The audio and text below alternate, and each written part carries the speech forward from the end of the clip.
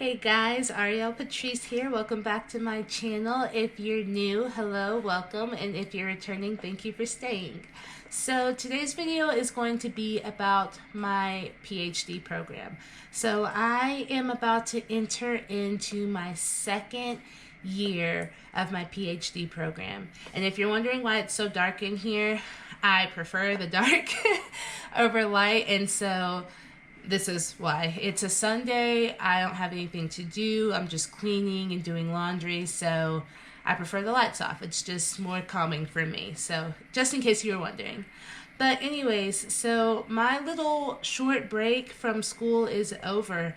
I officially start school tomorrow. And so what does my second year look like in my PhD program? Well, I First, let me tell you about the first year. So I have been taking 4 classes each semester for an entire year. So that means I was taking 4 classes in the fall, my first semester, 4 classes in the spring, my second semester, and then I took 3 classes in the summer, this summer that just ended. Sorry about that. My phone was vibrating. But anyway, and 3 classes in the past summer, the summer that just ended, only because I could have taken 4 classes, but there was only 3 classes that I knew for sure I needed, so I took those. And because of that, I now have accumulated a lot of hours. And so for the fall coming up with my classes starting tomorrow, I'm only taking 3 classes, 3 courses, because that's all that's being offered that I need for my second year of my PhD program. So what's going to happen is I am taking my practicum, and this practicum is where I have my first placement site, or my site placement, however you want to say it. And so that means I'm actually going to be physically in a site with a site supervisor, following him or her around for the next few months, and then doing hands-on myself for getting into that school psychologist role. And so I have that practicum site, I have statistics, and I am a little bit terrified of that because me and stats are a no-no. I do like research, but I do not understand completely. I don't feel like I'm an expert in understanding the whole math part, the SPSSs and all of that. It's a little bit confusing, but hopefully I'll get there. So I'm taking practicum, stats, and I'm taking advanced assessments. So the first semester I took my assessment 1, and then in the spring I took assessment 2, and so this is assessment 3, and this is my last assessment class, which is the advanced assessment. And so those are the only 3 classes I'm taking right now. But honestly, I feel like this year, of all of the years I'm going to take in my PhD program, I feel like this year definitely is going to be my hardest year as far as time goes. And so I do have a full-time job, so I'm doing 40 hours a week at my full-time job. And then I'm doing the practicum site where I'm physically in a site with a site supervisor. And this is the first time of me doing that this semester.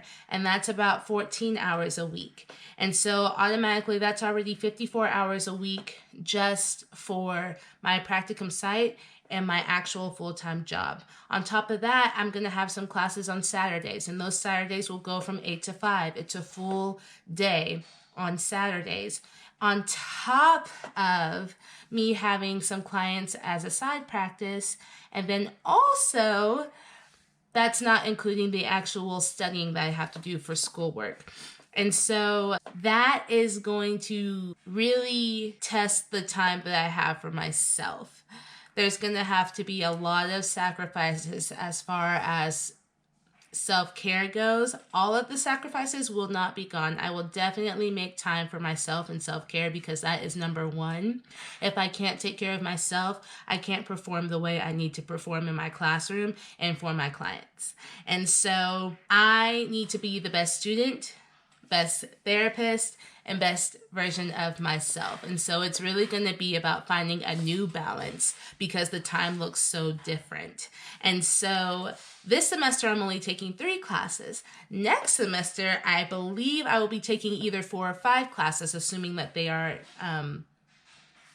being taught in the spring. So it's going to be even more time spent. But the good thing is, if all goes according to, like I've said before in a previous video, this is a 4 to 5 year program, and I'm trying to finish it in 3. If I can do this, if all is said and done, I want to be able to do my internship and my dissertation starting next fall. Now, before I can do my dissertation, I have to do what is called a quals, a qualifying exam. And so I'm trying to, hopefully, fingers crossed, finish that before the summer is over next year. As soon as I can do that, then I know that I can do my dissertation.